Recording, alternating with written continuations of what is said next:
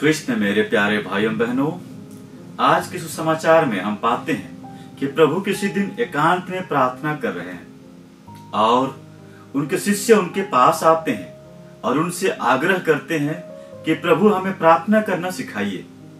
और तब प्रभु उन्हें प्रार्थना करना सिखाते हैं। वही प्रार्थना हम सभी रोज करते हैं। प्रभु की विनती या तो हे पिता हमारे की विनती। यह प्रार्थना हमें ईश्वर के प्रति विनम्रता, आभार और पूर्ण समर्पण की भावना सिखाता है। यह प्रार्थना में प्रभु ने स्पष्ट सिखाया कि हम ईश्वर को अपने पिता के रूप में माने और उनकी महिमा करें। एक ख्रिस्तीय के रूप में प्रार्थना करने का अर्थ ईश्वर से खुद को जोड़ना और उनसे बातें करना है। और प्रभु की सिखाई यह प्रार्थना हमें ऐसी स्थिति में रखता है जहां से हम ईश्वर को अपने पिता के रूप में देख सके और हम उनके साथ पुत्र पुत्रियों के रूप में बातें करें। बहुत बार हम सोचते हैं उनसे किनके बारे बात करें, अपने बारे में, अपने खुशियों के बारे, अपने दुख के बारे, अपने सफलताओं और असफलताओं के बारे, या अपने दैनिक जीवन के चिंताओं के बारे, या हम प्रभु को धन्यवाद दें अपनी सफलताओं के लिए।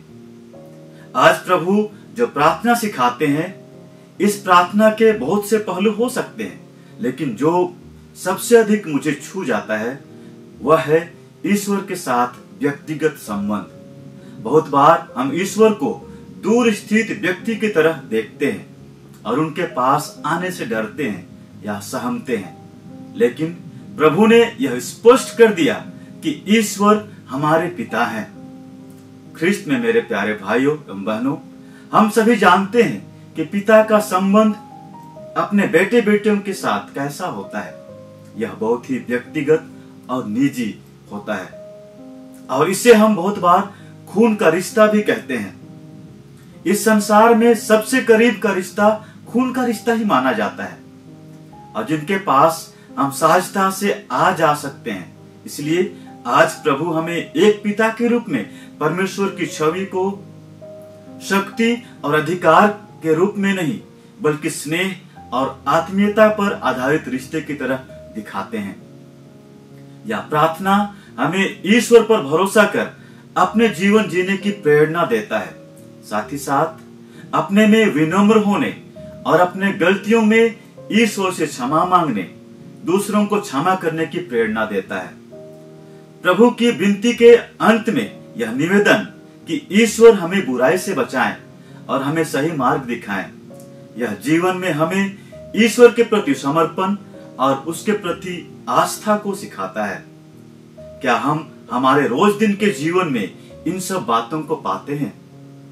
आज हमारा रिश्ता ईश्वर के साथ कैसा है?